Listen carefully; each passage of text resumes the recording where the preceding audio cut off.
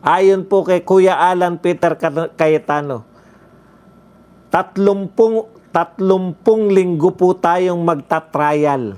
30 weeks na magta-trial. Okay lang po yun kasi napaka-importante ng accountability.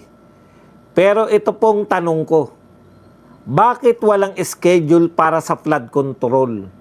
30 weeks para sa impeachment pero ni isang hearing hindi makapag-announce kung kailan. Yan yung problema eh. Kaya hindi po naniniwala na after kayo, hindi po naniniwala yung mamamayang Pilipino na kayo po ay after sa accountability. Kasi di hamak po na mas malaki po ang pera na pinag-uusapan natin dito po sa flood control. Sigaw kayo na sigaw. Dapat lang na impeach si BP Sara for accountability. Pero tahimik kayo sa totoong pagnanakaw. Dapat lang makulong si Marcoleta dahil siya ay niregaluhan ng pera. Pero tahimik kayo sa totoong magnanakaw. Yung bilyon-bilyon, daang bilyon na ninakaw, trilyon ang ninakaw. Tahimik kayo.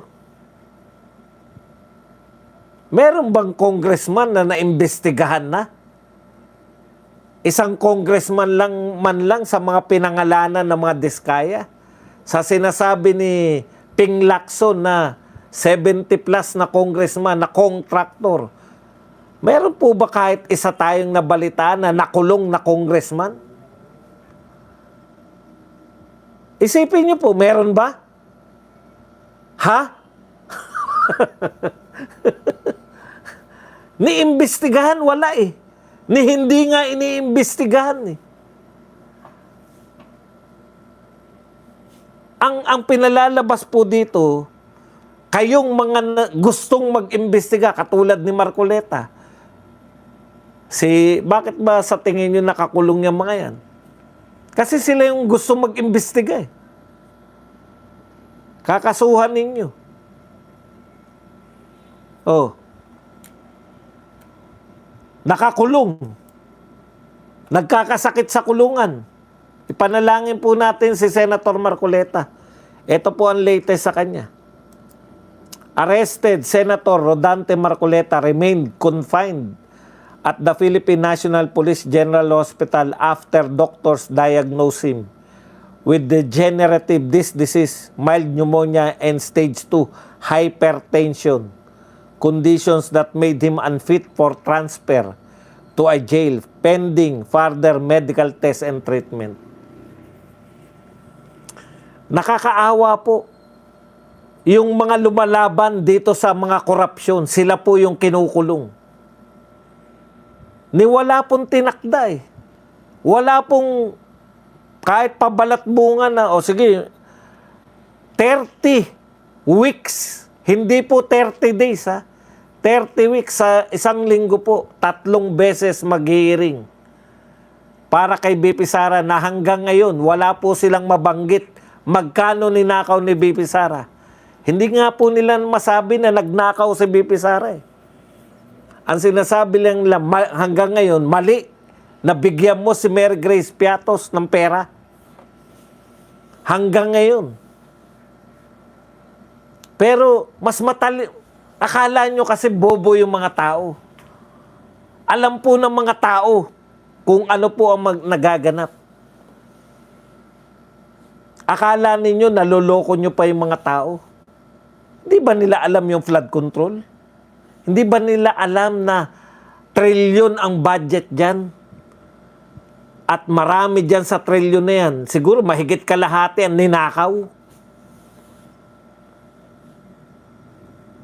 Tapos, ni isang magnanakaw, walang nakakulong. Ni hindi nga iniimbestigahan. Erwin Tulfo, salita ka ng salita dyan sa impeachment. Kailan ka mag-iimbestiga sa flood control? O sabi niya nga, move on na raw tayo. O sa ibang korupsyon. Wala kang gagawin. Ang Blue Ribbon Committee, kung hindi mo pa alam, Ang tanging trabaho niyan, ang tanging trabaho po, Erwin Tulfo ng Blue Ribbon Committee, mag-imbestiga ng mga magnanakaw. Ngayon, ang pinakamalaking korupsyon sa Pilipinas, aminado maski si Bongbong Marcos, si President Bongbong Marcos, aminado na pinakamalaking korupsyon ngayon. Bakit hindi kayo mag-imbestiga? Imbestiga lang.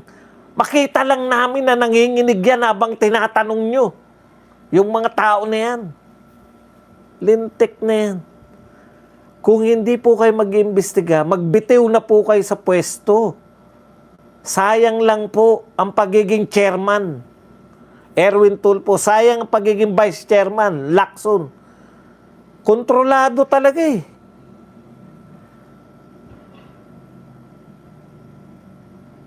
Ayun, nakakulong si Senator Marcoleta